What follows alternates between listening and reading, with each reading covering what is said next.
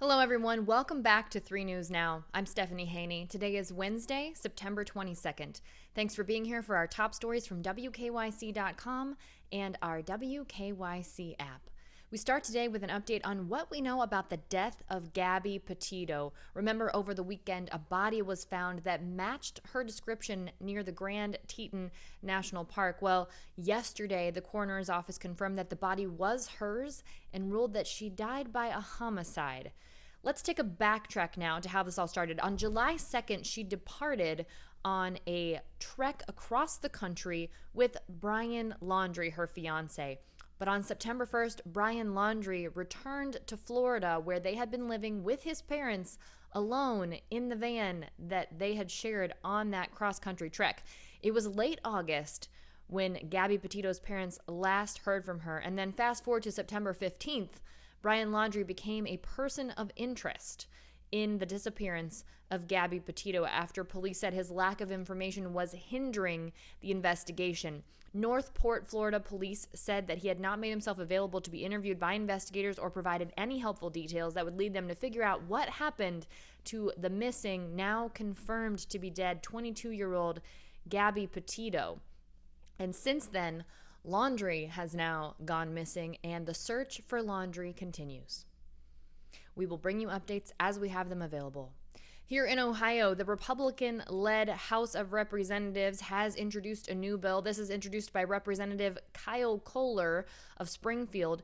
This would ban vaccine mandates and shield COVID-19 spreaders from lawsuits. So this is taking things a step further than we've previously seen with these attempted bills here in Ohio. It's House Bill 424. So what it would do is it would raise the threshold that plaintiffs have to meet in order to win a lawsuit related to COVID-19. Plaintiffs would need to show that the person who spreaded the COVID-19 did so with reckless, intentional, or willful or wanton conduct. The bill would provide protection from lawsuits for people who spread COVID-19 through negligence, which is generally defined as the failure to do something a reasonable person would do under the same circumstances. Now, the legislation would also ban schools, colleges, and government offices from requiring anyone to get the COVID-19 vaccine or show proof of vaccination status. They would also not be allowed to deny anyone full and equal treatment of their services if they are not vaccinated, and they would not be able to fire unvaccinated employees, something that is currently possible. Ohio Republicans have spent months pushing various measures to try and limit or outlaw the ability of businesses, schools, and employers to mandate vaccination and against COVID-19, but even vaccination on a larger scale. Kohler's bill, however, as I said, it's the first time this would be paired with protection for people who spread COVID-19. Vaccinated people are 5 times less likely to be infected and more than 10 times less likely to wind up dead or hospitalized due to COVID-19. That's according to CDC data released last week. Now let's take a look at the latest COVID-19 numbers here in Ohio. In the last 24 hours, there have been 6,882 new reported COVID-19 cases. Right now, there are 3,715 people currently in the hospital being treated for COVID-19 in Ohio. And out of those people, 1,037 of them are being treated in the intensive care unit. Now, this week, a CDC panel is taking a look at who might need a booster shot for a COVID-19 vaccine. This panel of advisors to the Centers for the Disease Control and Prevention came together today. They're debating which Americans should get a booster shot.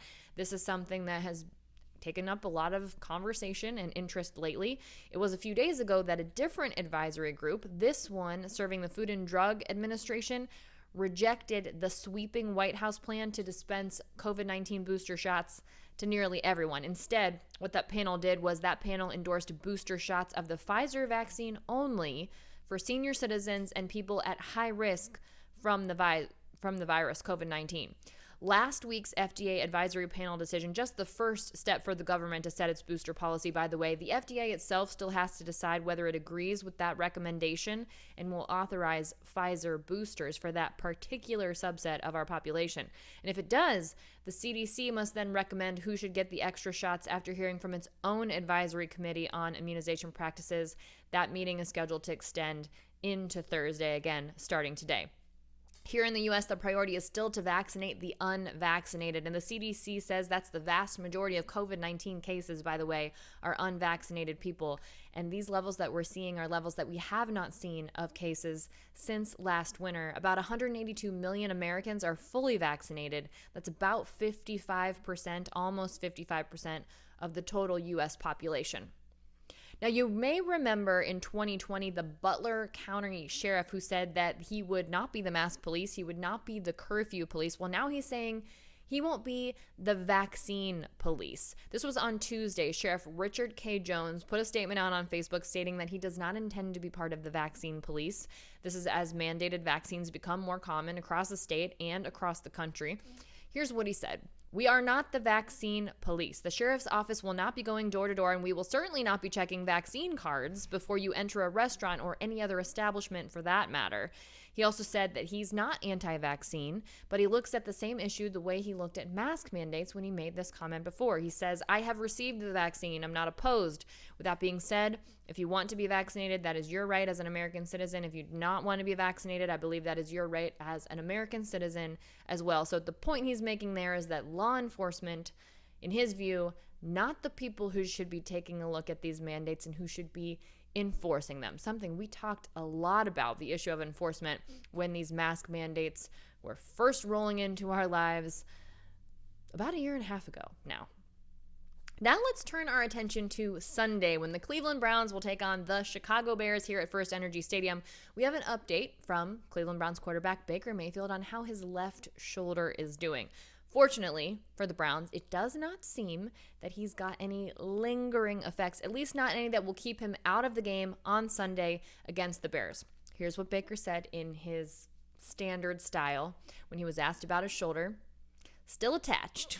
Just doing a good job of getting treatment and doing all that, taking care of my body and the things that I need to, just doing all the things that I've been doing just to get ready for Sunday. This is what he said happened on the field on Sunday in that 31-21 win over the Houston Texans. He said his left shoulder popped in and out, and this was while he was trying to tackle Texans safety Justin Reed. Justin Reed intercepted a second quarter throw that was intended for Cleveland Browns rookie receiver Anthony Schwartz. Bit of a conversation there about why that happened. A lot of people saying that Anthony Schwartz just stopped his route short. Maybe it wouldn't have been an interception otherwise. In any case, it was an interception. Baker tried to make the tackle, and he previously stated that he believed that Reed saw that it was him and intentionally lowered his head in an attempt to target him. But he also said there's just a need to be safe in these kinds of situations. Here's what he said about it today. On the interception, I think it's more just be careful. There's definitely plays where the defense is going to try to knock you out of the game. That's just the nature of the game. Yeah, just be careful. It wasn't only Baker that got hurt last Sunday. Jarvis Landry, wide receiver with that MCL injury, he's going to be out for a couple games. We'll see what happens there. We will be taking on the Chicago Bears on Sunday. And hey, if you haven't caught it yet, make sure you check out the new YouTube show that I'm doing. It's called 3 Things About the Browns, where we do some rapid fire questions. First week we had Voice of the Browns, Jim Donovan. We'll usually have him. This week we had sports reporter Nick Camino in for Jim because he's taken some time off. And when we get together on Monday, hopefully it'll be a victory Monday, and we can be talking about all the great things that we saw and all the amazing plays. Maybe we'll see some lateral throws. Who knows? I love it when they get weird on the football field. It means they're having a lot of fun, and we're watching some good football.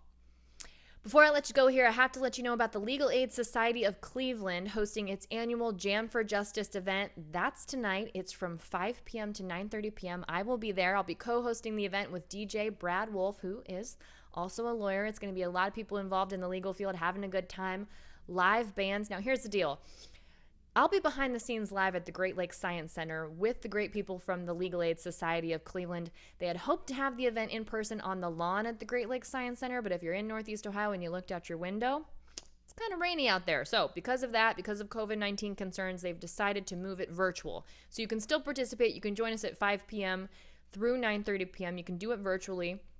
This is a fundraiser for the Legal Aid Society of Cleveland. What they do is they provide civil legal services for people because, in case you didn't realize, if you're involved in a civil legal issue, like maybe something related to your housing or your work or a family issue, you don't necessarily always get provided representation if you can't afford it for yourself. So that's where the Legal Aid Society of Cleveland steps in. This is their fundraiser. They raise money to do those sorts of things. I'll be talking with a representative explaining everything about that at 5 p.m. in our 5 p.m. show, What's New? So make sure you tune into that and tune into that live stream with us. You can still get tickets if you go to WKYC.com, check the show notes here in YouTube, check the show notes on the podcast if you're listening. That's how you can find out how to get your ticket tonight. And if you get a certain level of ticket, they'll have to-go food and drink boxes that you can pick up at the Great Lakes Science Center. You can pick those up until 8 p.m. And I'll see if I can't make an effort to pop out there and say hi when you're picking up those boxes, because I'll be co-hosting the event, streaming the event with DJ Brad Wolf. We'll be introducing the bands, playing some songs in between the bands, telling you about all the good stuff the Legal Aid Society of Cleveland does. And if you can't make it out and you still want to make a donation, you can do that. Go to WKYC.com to see how to do that. That website is lasclev.org/2021jam for the event. And then to donate, lasclev.org/2021match, because a donor is matching donations through Thursday. So that's another great way to make an impact and support the people who need the legal services that they're not able to otherwise get here in Cleveland. That's it for your 3 News Now update today for Wednesday, September 22nd. I will see you next up on What's New live behind the scenes from the Jam for Justice, and I'll see you back here tomorrow with more 3 News Now.